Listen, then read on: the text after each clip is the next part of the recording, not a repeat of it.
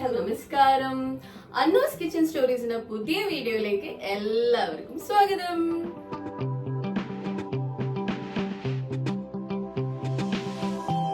അപ്പൊ ഞാൻ നൈറ്റിലെ dinner prepare ചെയ്യാൻ പോവാണ്. അപ്പൊ ഞാൻ ഇന്ന് എന്താ പ്രിപ്പയർ ചെയ്തെന്ന് അറിയോ? നമ്മളെ റെസ്റ്റോറന്റ് സ്റ്റൈലില് ചോളാപൂരി അഥവാ നമ്മള് ബട്ടൂര എന്ന് പറയും.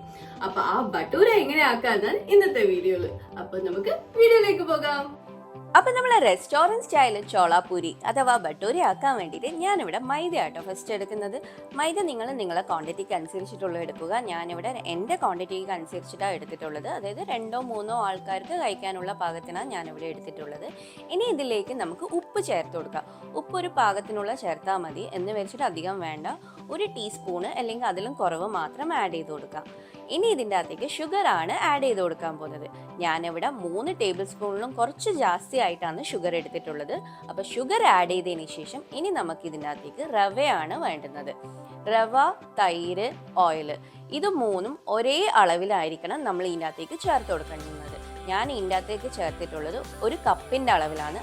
റവ ആയാലും തൈരായാലും ഓയിലായാലും 3 ഒരേ കപ്പിൻ്റെ അളവിലാണ് ഞാൻ ഇതിൻ്റെ അകത്തേക്ക് ചേർത്ത് കൊടുക്കുന്നത്. അളവ് പറയുകയാണെങ്കിൽ 1/4 ഗ്ലാസിൻ്റെ അളവിലാണ് 3ഉം ആഡ് ചെയ്ത് കൊടുത്തിട്ടുള്ളത്. 3ഉം ആഡ് ചെയ്തതിന് ശേഷം നന്നായിട്ട് നമുക്കിനി കുഴച്ചെടുക്കാം. കുഴച്ചെടുക്കുമ്പോൾ നിങ്ങൾക്ക് ആവശ്യമെങ്കിൽ വെള്ളം ആഡ് ചെയ്ത് കൊടുക്കാൻ മറന്നു പോകരുത്. ചില ആൾക്കാർ വെള്ളം ആഡ് ചെയ്ത് കൊടുക്കുക, ചില ആൾക്കാർ ഓയിൽ തന്നെ ആഡ് ചെയ്യും. എൻ്റെ ഒരു അഭിപ്രായത്തിൽ ഓയിൽ ആഡ് ചെയ്യാൻ നമുക്ക് നന്നായി കുഴച്ചതിന് ശേഷം വെള്ളം വേണ്ടിയിട്ട് വെള്ളം മാത്രം ആഡ് ചെയ്ത് കൊടുക്കുക.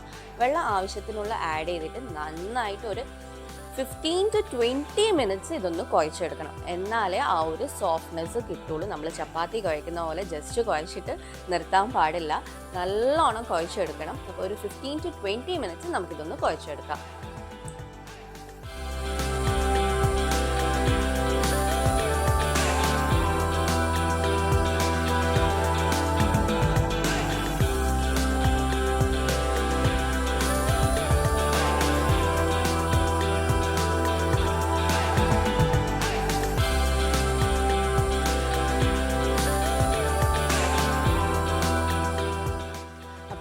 ടൈം നമ്മളെ ചാനൽ സബ്സ്ക്രൈബ് ചെയ്യേണ്ട കാണുന്നുണ്ടെങ്കിൽ സബ്സ്ക്രൈബ് ചെയ്തിട്ട് വീഡിയോസ് കാണൂ. ഇവിടെ നിങ്ങൾക്ക് നമ്മളെ വീഡിയോസ് അപ്ഡേറ്റ് ആയിട്ട് കാണാൻ പറ്റുള്ളൂ. അതുപോലെ ഇതിൻ്റെ കൂടെ ബെസ്റ്റായിട്ട് ചെന്ന മസാല ആട്ടോ, ഗ്രേവി അടിപൊളി. ഇപ്പം ഏകദേശം ഒരു 15 മിനിറ്റ്സ് ആയിട്ടുണ്ട്. ഇനി നമുക്ക് ഈ ഡോ ഒന്ന് റെസ്റ്റ് ചെയ്യാൻ വെക്കാം. റെസ്റ്റ് ചെയ്യാൻ വെക്കേണ്ടത് 1 hour ആണ് കേട്ടോ. അപ്പോൾ റെസ്റ്റ് ചെയ്യാൻ വെക്കുന്നതിന് മുമ്പ് നിങ്ങൾക്ക് കാണാൻ പറ്റും, ഒരു അല്പം ഓയിൽ ഇട്ടിട്ട് ഇതേപോലെ ആ ഡോവിൻ്റെ മേലെ മൊത്തത്തിൽ ഒന്ന് സ്പ്രെഡ് ചെയ്ത് കൊടുക്കണം. അത് കൈകൊണ്ട് തന്നെ ചെയ്താൽ മതി, അല്ലെങ്കിൽ ബ്രഷിനെ കൊണ്ടായാലും കുഴപ്പമില്ല. ഇനി സ്പ്രെഡ് ചെയ്തതിന് ശേഷം ഒരു ടിഷ്യൂ പേപ്പറോ അല്ലെങ്കിൽ ഒരു തുണിയോ എടുത്തിട്ട് നമുക്കിതൊന്ന് കവർ ചെയ്ത് വെക്കാം. ഇതുപോലെ കവർ ചെയ്ത് വെക്കണം. എന്നിട്ട് ഒരു 1 hour റെസ്റ്റ് ചെയ്യാൻ വെക്കുക വേണ്ടത്. ഈ ഒരു ടൈം നമുക്ക് എന്തെങ്കിലും ചെന്ന മസാല ആക്കാം. ചെന്ന മസാല ആക്കുന്നതിന് മുമ്പേ നമുക്ക് കടല ഒരു 5 to 6 hours എങ്കിലും കടല വെള്ളത്തിലിട്ട് കുതിർത്ത് വെക്കണം. അപ്പോൾ കുതിർത്ത് വെച്ചതിന് ശേഷം മാത്രമേ നമുക്ക് ചെന്ന മസാല ആക്കാൻ പറ്റുള്ളൂ.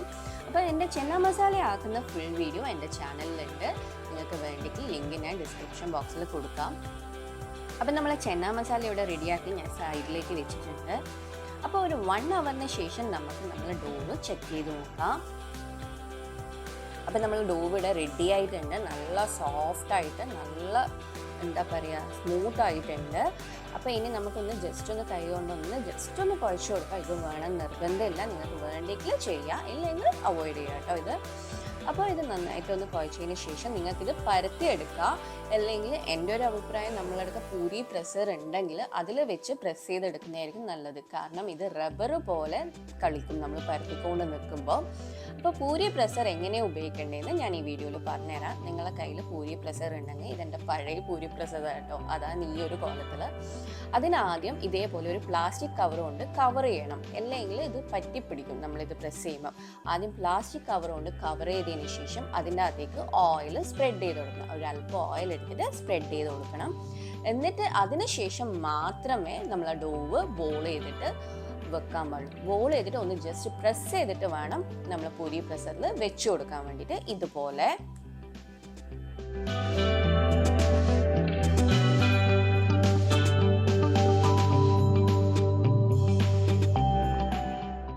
എന്നിട്ട് ഇത് ഇതുപോലെ പ്രസ് ചെയ്തെടുക്കുക വേണ്ടത്. നിങ്ങൾക്ക് പ്രസ് ചെയ്യുമ്പോൾ തന്നെ നിങ്ങൾക്ക് മനസ്സിലാവും ഇത് റബ്ബർ പോലെ കളിക്കുന്നത്.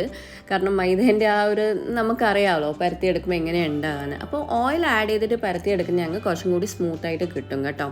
പരത്തിയെടുക്കുന്നതാണെങ്കിൽ, അല്ലെങ്കിൽ ഇതേപോലെ പ്രസ് ചെയ്യുന്നതാണെങ്കിലും ഓയിൽ ആഡ് ചെയ്തിട്ട് പ്രസ് ചെയ്തെടുക്കുക. ഈ ഒരു വലുപ്പത്തിലാട്ടോ ചോളാപൂരി അഥവാ നമ്മളെ ബട്ടൂര വേണ്ടുന്നത്. അപ്പോൾ ഇതേപോലെ നമുക്ക് ബാക്കിയുള്ള ഡോവും ഇതേപോലെ ബോൾ ചെയ്തിട്ട് പ്രസ് ചെയ്തെടുക്കാം. പ്രസ് ചെയ്തെടുത്തതിന് ശേഷം നമുക്കിതെങ്ങനെയാണ് പൊരിച്ചെടുക്കുമെന്ന് കാണാം.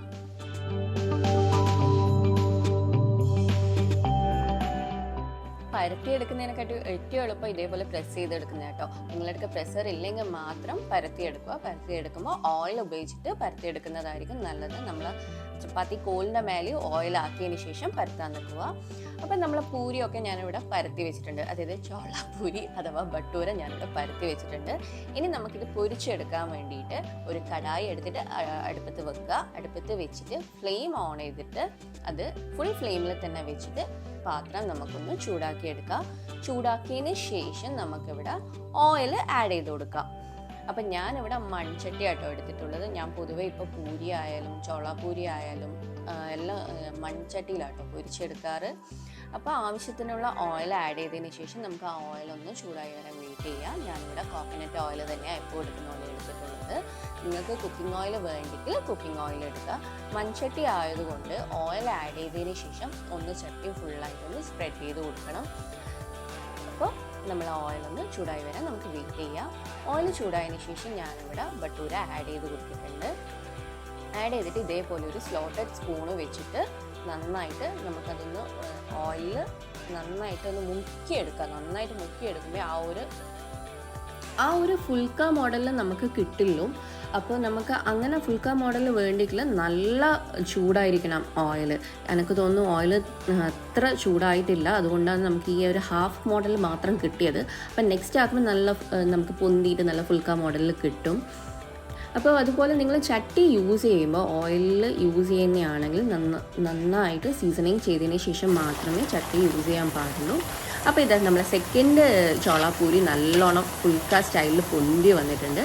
ഇതേപോലെ എല്ലാ ചോളാപൂരി അഥവാ നമ്മളെ ബട്ടൂര നമുക്ക് ഇതേപോലെ എടുക്കാം. നമുക്ക് ബാക്കിയുള്ളത് പൂരി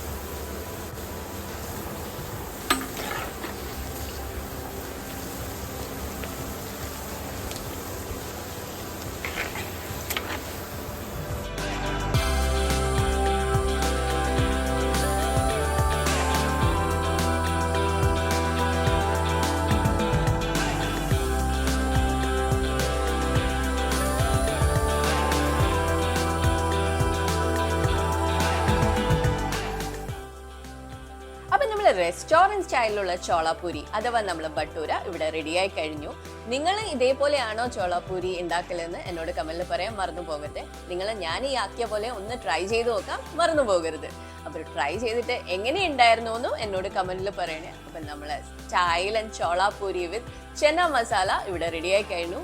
എന്തായാലും ഈ റെസിപ്പീനെ പറ്റിയുള്ള നിങ്ങളുടെ അഭിപ്രായം കമന്റിൽ പറയാൻ മറന്നു പോകരുത്. വീഡിയോ ഇഷ്ടമായിട്ടുണ്ടെങ്കിൽ ലൈക്ക് ചെയ്യുക, ഷെയർ ചെയ്യുക, കമന്റ് ചെയ്യുക. സബ്സ്ക്രൈബ് ചെയ്യേണ്ട കാണുന്നുണ്ടെങ്കിൽ സബ്സ്ക്രൈബ് ചെയ്തിട്ട് വീഡിയോസ് കാണുക. വീണ്ടും ഒരു നല്ല വീഡിയോ ആയിട്ട് ഉടനെ തന്നെ കാണുന്നവരെ ടാറ്റാ ബൈ ബൈ. ഈ വീഡിയോന്റെ ലൈറ്റിംഗ് എങ്ങനെയുണ്ട്? അടിപൊളിയല്ലേ? കാരണം എല്ലാവരും മേലെ നിന്നുള്ള ലൈറ്റ് കാരണം ഫേസ് ക്ലിയർ ആകുന്നില്ല എന്ന് പറഞ്ഞിട്ട് ഒരു കംപ്ലൈന്റ് ഉണ്ടായിരുന്നു. അപ്പൊ ഞാൻ വിളിച്ചു ഇന്ന് ഫ്രണ്ട് ലൈറ്റ് വെച്ചിട്ടൊന്ന് ചെയ്ത് നോക്കാൻ. അപ്പൊ ഇൻട്രോന് മാത്രമേ ഞാൻ ഈ ഫ്രണ്ട് ലൈറ്റ് വെക്കാൻ വെച്ചിട്ടുള്ളത്. ബാക്കിയൊക്കെ മെയിൻ ലൈറ്റ് തന്നെ കേട്ടോ യൂസ് ചെയ്തിട്ടുള്ളത്. അപ്പോൾ വീഡിയോ ഇഷ്ടമായിട്ടുണ്ടെങ്കിൽ സിമ്പിൾ ആയിട്ടുള്ള റെസിപ്പിയാണ് ചോളാപൂരിന്റെ, അതായത് നമ്മളെ ബട്ടൂരിന്റെ റെസ്റ്റോറൻറ്റ് സ്റ്റൈലിലാണ് ഞാൻ ഇവിടെ ആക്കിയിട്ടുള്ളത്. നിങ്ങൾക്ക് എല്ലാവർക്കും ഇഷ്ടപ്പെട്ട് കാണുമെന്ന് ഞാൻ പ്രതീക്ഷിക്കുന്നു. ഇഷ്ടപ്പെട്ടിട്ടുണ്ടെങ്കിൽ എപ്പോഴും പറയുന്ന പോലെ തന്നെ ലൈക്ക് ചെയ്യുക, ഷെയർ ചെയ്യുക, സബ്സ്ക്രൈബ് ചെയ്യേണ്ട കാണുന്നുണ്ടെങ്കിൽ സബ്സ്ക്രൈബ് ചെയ്തിട്ട് വീഡിയോസ് കാണുക. നമ്മളെ വീഡിയോസ് എന്നാലും നിങ്ങൾക്ക് അപ്ഡേറ്റ് ആയിട്ട് കാണാൻ പറ്റും. അപ്പൊ ഈ ലൈറ്റിംഗ് എങ്ങനെയുണ്ടെന്ന് കമന്റിൽ പറയാൻ മറന്നു പോകരുത്. അപ്പൊ ഈ വീഡിയോ ഇഷ്ടമായിട്ടുണ്ടെങ്കിൽ ഒന്നും കൂടി ലൈക്ക് ചെയ്യാൻ മറന്നു പോകരുത്. അപ്പൊ വീണ്ടും ഒരു നല്ല വീഡിയോ ആയിട്ട് ഉടനെ തന്നെ കാണുന്നവരെ ടാറ്റാ ബൈ ബൈ.